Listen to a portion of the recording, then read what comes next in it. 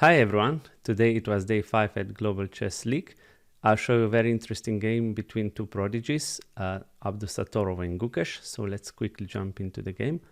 Abdusattorov was white, he started with e4, c6 by Gukesh, and already first surprise by Abdusattorov, knight to f3. Yeah, quite uncommon move. d5 was played, and here d3. In this position, Gukesh played bishop to g4, but also playable is to take pawn here, and takes, and queen takes, and king takes on d1, but actually in this position, knight f6, knight f6, knight b to d2. Actually in this position, white isn't even that worse or bad, even though king hasn't castled.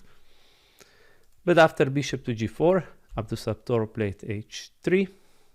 Now bishop takes. Also possible was to play bishop here, but Gukesh took. Queen to f3, e6. Now we have very nice move g3 to prepare fianchetto the bishop.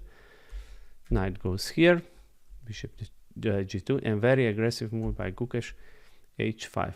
So in this position, yes, if we play knight to c3, then this h4 is very dangerous. So very good move by Abdusattorov, just h4. Knight g to f6 was played, queen go back,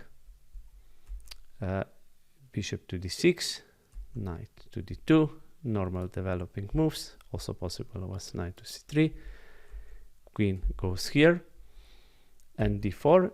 And here in this position, Gukesh took on e4, which actually wasn't that good move. Better would be just to play e5, and after e d5, c d5, d5, knight takes e5, and black is fine in this position.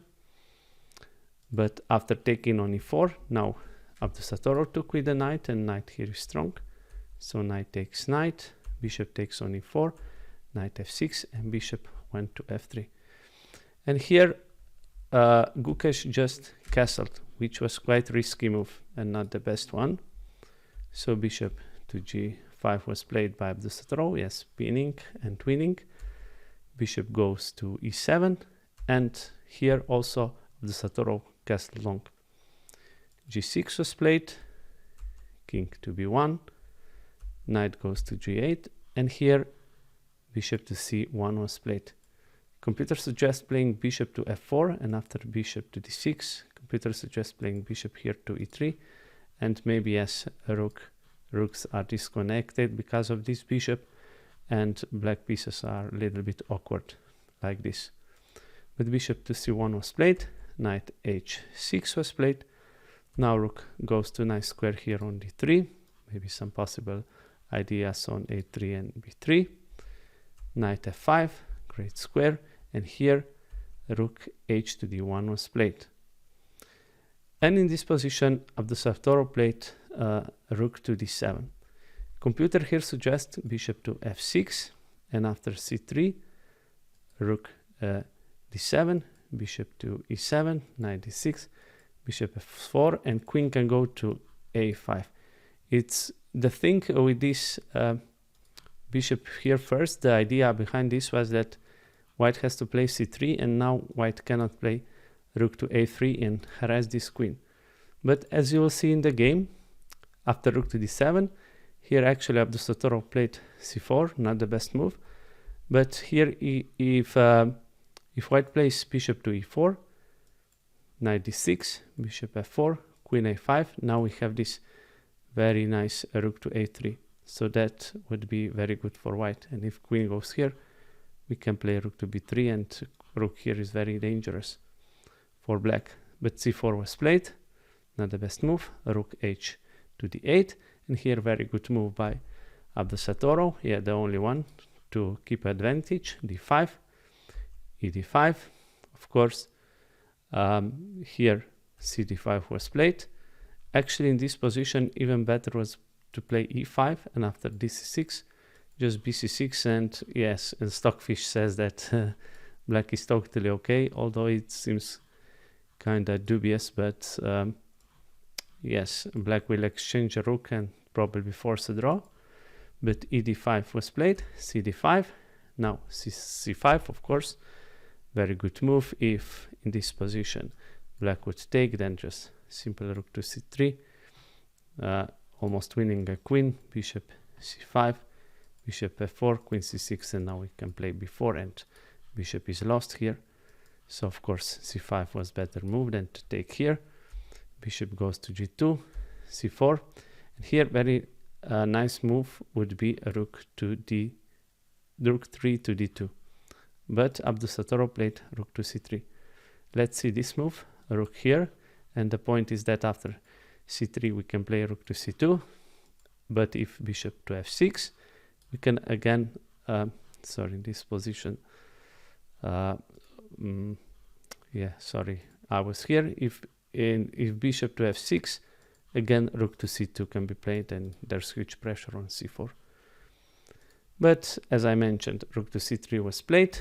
Now only move b5, very good defensive move, although it quite weakens black's king. Queen to f3. Knight has to block here on d6, so that queen doesn't have some threats on a8. Bishop to f4, queen b6, and here rook to e3 was played. Yeah, computer here suggests very nice line, bishop h3 first, and after f5, rook to e3, and after the bishop to f6. Yeah, this was the idea, rook to e6. So notice when black played f5, otherwise he loses a rook. Now there's no more pawn guarding e6 square, and a rook lands here, and actually white is winning in this position. But rook to e3 was played, rook c7, bishop goes to e5, very good square, b4, bishop d4. Yeah, actually computer evaluates this position as equal. Queen to b5, queen to e2, c3, now rook to c1, queen takes on e2, rook takes.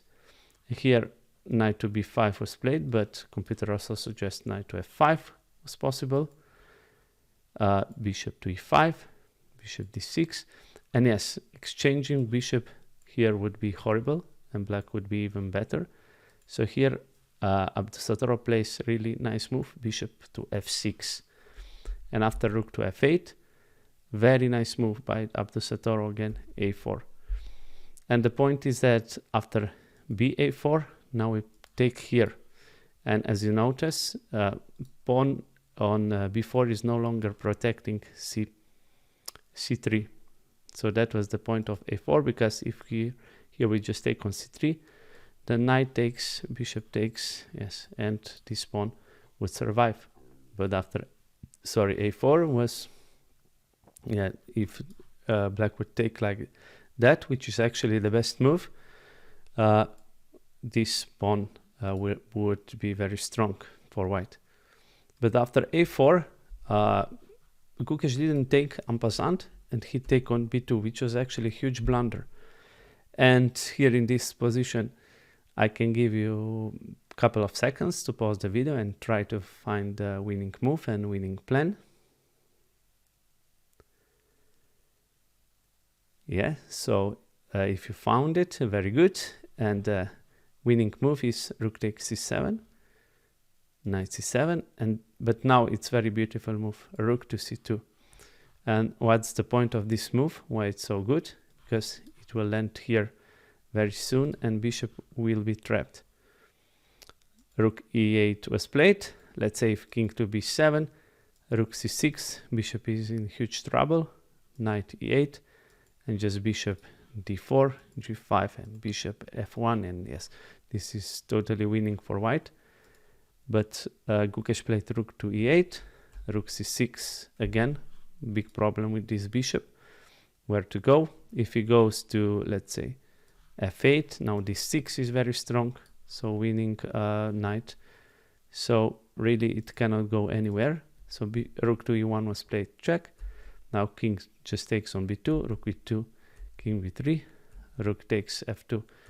Now very good move, bishop to h3, first check, king b7, and now rook takes the bishop, rook f3, and here not taking the bishop, but even better, king goes to c4, because after if we take this pawn, there are little tricks with knight d5, and if we take bishop will hang, but okay, white is still winning because he has an extra bishop.